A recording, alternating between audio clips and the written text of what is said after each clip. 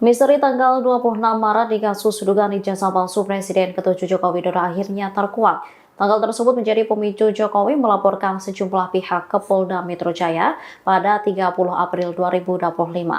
Sejumlah pihak yang dilaporkan seperti pakar telematika Roy Suryo hingga pegiat media sosial Tifauzia Tiasuma atau Dr. Tifa. Pada tanggal itu Jokowi melaporkan Roy CS terkait diskusi yang mereka lakukan.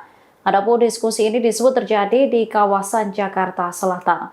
Hal ini disampaikan oleh Kabid Humas Polda Metro Jaya, Kombes Ade Ari Syam Indradi.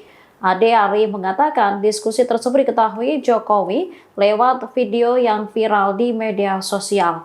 Dalam diskusi tersebut, dia mengatakan bahwa Roy Suryo CS diduga melakukan fitnah dan pencemaran nama baik. Setelah melihat video tersebut, Jokowi meminta ajudan dan kuasa hukumnya untuk mengumpulkan bukti.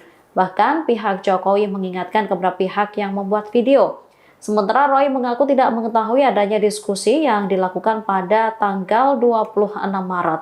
Menurutnya, ia saat itu sedang buka puasa bersama di rumah. Download Tribun X sekarang, menghadirkan lokal menjadi Indonesia.